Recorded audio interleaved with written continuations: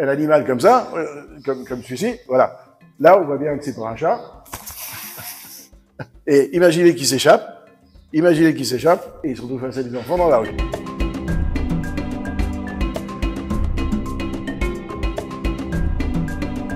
Je suis Patrick Guélas, on a eu la chance avec mon épouse d'être les fondateurs de ce refuge. Cette idée, on a eu la chance d'avoir avec mon épouse une première vie professionnelle, où on a réussi notre vie, on a vendu notre entreprise en 2009, et on avait créé au début une ferme pédagogique avec que des animaux, vaches, moutons, cochons, chevaux, mais déjà que des animaux estropiés, des animaux à trois pattes, des animaux malades. Et puis petit à petit, les premiers animaux sauvages sont arrivés. Les tout premiers animaux sauvages, c'était les nains, les bambis. À Rouen, il y a un grand parc, 70 hectares, une forme de policier. Et le directeur d'école, quelques années avant, avait introduit quelques nains, sauf que les nains s'étaient reproduits, il y en avait 50, on a récupéré ces nains. Après sont arrivés des petits wallabies, des petits kangourous. Et puis les animaux sont arrivés de plus en plus gros, de plus en plus sauvages. Quand on a vu l'ampleur que ça prenait, on s'est dit économiquement ça va pas le faire. Donc nous on avait de l'argent, de notre première vie on avait récupéré 30 millions d'euros qu'on a mis là-dedans. Et on s'est dit il faudra faire rentrer du public pour deux raisons. D'abord faire de la pédagogie, c'est très important. Et deuxièmement faire rentrer de l'argent pour qu'on puisse continuer notre activité.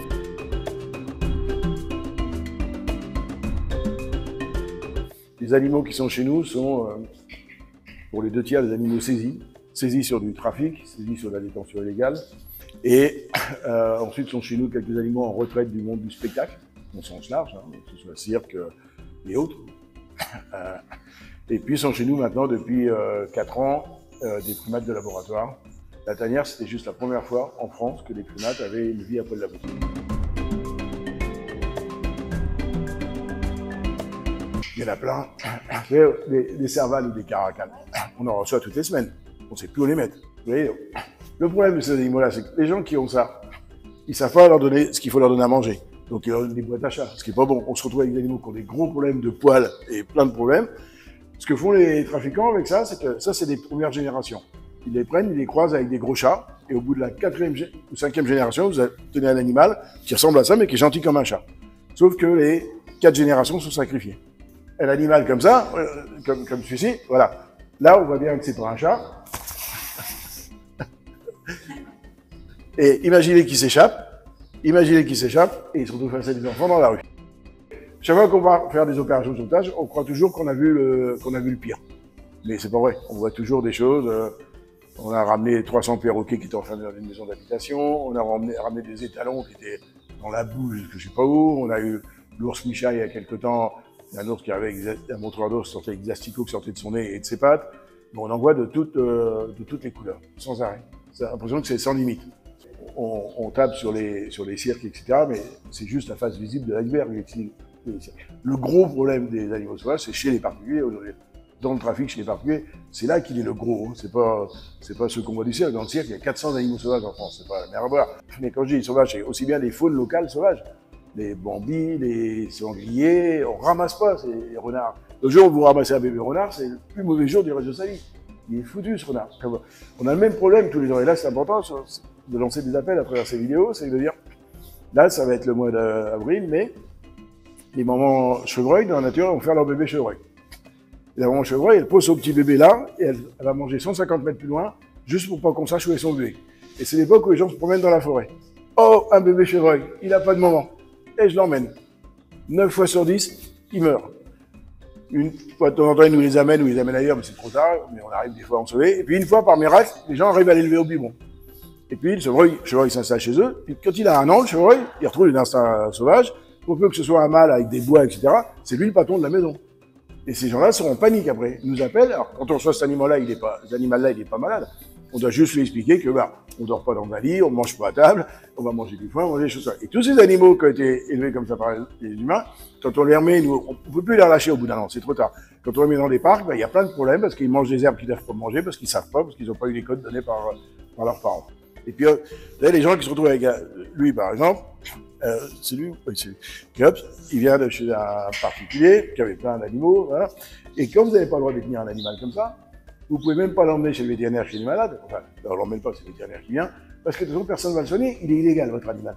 il est illégal. Donc lui, par exemple, il va souffrir toute sa vie, enfin il va boiter toute sa vie, il a une fracture, il s'est fait une fracture, qui n'a pas été soignée, donc ça a calcifié, et ben il boitera toute sa vie. Et on a 3 petits singes là-bas qu'on a été chercher, qui étaient chez des gens qui avaient dans une petite table comme ça, 3 petits singes qui servaient de table de salon pour boire l'apéro. Les gens ont été condamnés, prison avec sursis, interdiction d'avoir des animaux à vie, et évidemment. Donc voilà, il y a des règles, il y a des règles.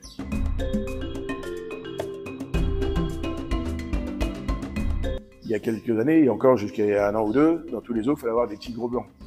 Aujourd'hui, le tigre blanc n'est plus du tout à la mode. Donc, du tout. On se retrouve avec des demandes. Le tigre blanc, c'est un animal qui a été fabriqué, qui n'existe pas. Donc, il y a plein d'animaux comme ça, qu'on arrête de produire, des animaux, qu'on arrête de produire des cervales, des caracals. C'est pas de la marchandise. C'est pas de la marchandise, c'est du vivant. Souvent, nos animaux, nous, ils demandent 3 ou 4 fois plus de temps soigneur que dans un parc normal. Ça intéresse pas grand monde. C'est pas les plus beaux du monde, hein. Pour nous, c'est les plus beaux, mais c'est pas les plus beaux du monde. Donc voilà, on peut pas transformer les zoos en parc d'attractions, c'est stupide. Et en même temps, les gamins n'auront pas tous les moyens de se payer un safari au Kenya pour voir un éléphant, et on pourra toujours leur faire voir un éléphant dans un écran télé, ça restera la taille d'un écran télé. Tout ça, c'est une histoire d'équilibre, de trouver un juste milieu. On n'est pas obligé d'en faire naître sans arrêt, c'est nouveau. Et c'est vrai que quand vous faites naître un bébé éléphant au mois d'avril-mai, pendant l'été, vous faites 30 000 visiteurs de plus.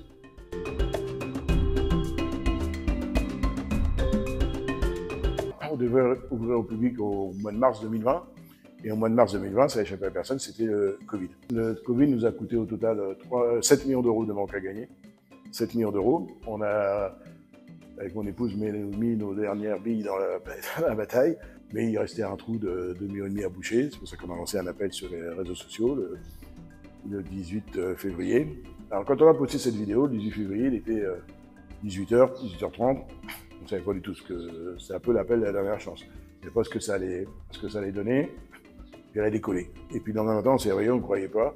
Cette vidéo, elle a fait 19 millions de vues. Enfin, moi, je ne savais pas, mais on m'a dit que c'était beaucoup. Et elle a été reprise par plein d'influenceurs. C'est passé par Dubaï, des gens qui l'ont relayé, des vedettes, des stars. Depuis, on a plein de gens qui nous appellent de partout. Donc ça devrait le faire. Avec des dons extraordinaires. Avec des dons... On a reçu un chèque assez conséquent d'une dame hier, avant-hier, qui avait reçu une indemnité de son mari qui avait été tué au Bataclan. Et elle dit c'est de l'argent sale, j'en veux pas.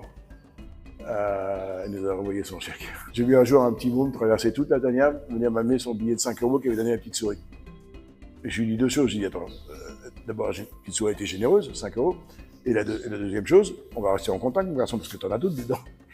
Il y a plein d'enfants qui, quand ils font leur anniversaire, demandent des sous à leurs copains. Il y a un monsieur le jour qui a perdu son épouse, monsieur âgé, il a demandé aux gens à l'enterrement des chèques plutôt que des fleurs, des chèques pour la tanière. Le miracle s'est passé. Et grâce à tous les gens, grâce à vous, grâce à tout le monde, à plusieurs, on est beaucoup plus forts. Les dons, c'est pas, on a eu un ou deux gros dons, mais on a eu surtout des petits dons, on en a plus de 50 000. Et ça, c'est magique. Et puis aussi, on a eu beaucoup de gens qui sont venus nous voir. Beaucoup de gens qui sont venus nous voir depuis le 18 février, c'était les vacances en plus. Ils sont venus de très loin, de partout, de toute la France pour nous aider. On le voit, même à la boutique, notre chiffre d'affaires a augmenté de 30%. Voilà, tout a changé.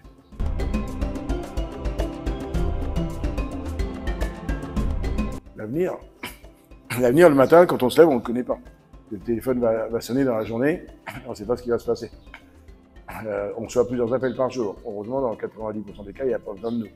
Mais quand on part, il y a un peu d'adrénaline dans tout ça quand on part. On a sur le feu, mais trop tôt pour en parler, le plus gros sauvetage jamais fait au monde, qui devrait arriver dans l'année. D'abord, je suis peut-être dans mon monde de bisounours, mais je trouve que les gens, en général, sont gentils. On l'a vu, là encore, ils ont fait une démonstration de force. Et je suis sûr que les gamins seront encore plus gentils et plus respectueux de cet environnement. Qu'est-ce qu'on va leur laisser si on détruit tout? Ça prendra du temps, mais ça va se faire.